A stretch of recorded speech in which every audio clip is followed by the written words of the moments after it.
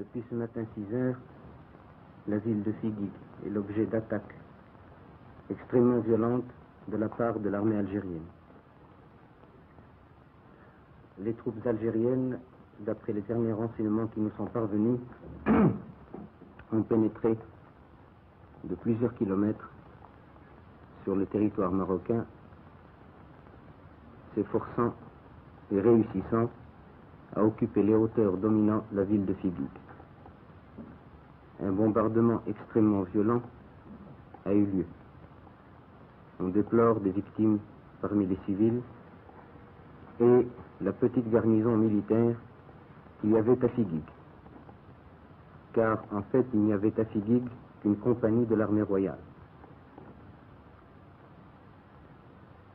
Je souhaite que le nombre des victimes ne s'étende pas au-delà de ce qui est déjà constaté.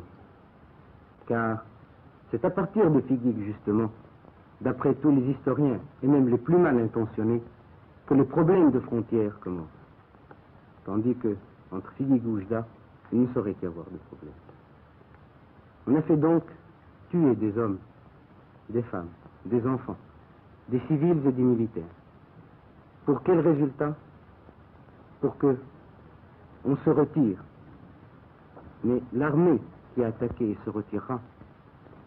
Elle ne se retirera pas seulement avec son barda sur le dos, il se retirera avec une mauvaise conscience, avec le poids d'un péché, qui est celui d'avoir fait couler le sang après la convention de Bamako et le jour d'un vendredi, jour où tous les croyants vont à la prière et jour où tous les croyants, qu'ils soient au Maroc, en Algérie, en Tunisie ou dans le Moyen-Orient, ne peuvent que remercier le ciel et remercier Dieu d'avoir mis un terme à cette effusion de sang entre frères.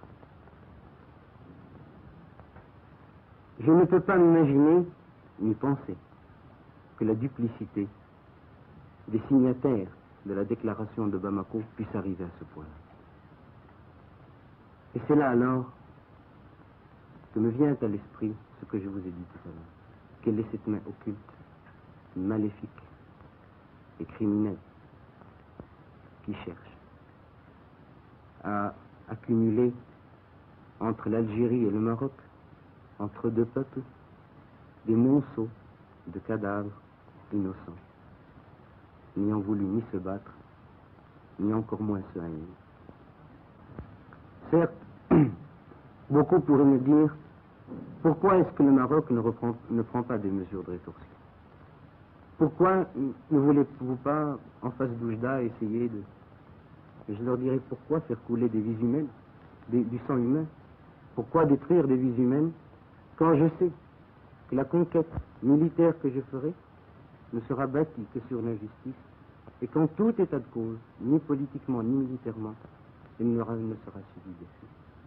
Le Maroc, pour sa part, n'entend répondre à cette attaque traîtresse, à cette attaque qui ne ressemble pas et qui n'a jamais ressemblé au génie de l'Afrique du Nord, car les Africains du Nord ont toujours été des hommes et des lions, ils n'ont jamais été des chacals.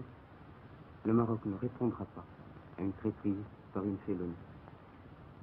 Figuig, voilà donc un nouveau mot, un nouveau nom à ajouter au lexique du drame international. Car, n'en doutant pas, la polémique passionnée autour... Au Maroc, 10 000 hommes appartenant aux tribus impliquées dans les effroyables événements d'Ouedzem sont descendus des montagnes sur le plateau de Sahamek pour implorer l'amant, le pardon. Dans le silence, seulement troublé par les avions de chasse, les rebelles ont déposé en signe de leur soumission quelques 900 fusils et écouté la tête basse, le général Franqui les comparer à une horde de chacals puants. 12 jeunes taureaux seront immolés, car selon la coutume berbère, une prestation de serment n'est valable que sur le sang du sacrifice. Mais pardon ne signifie pas oubli.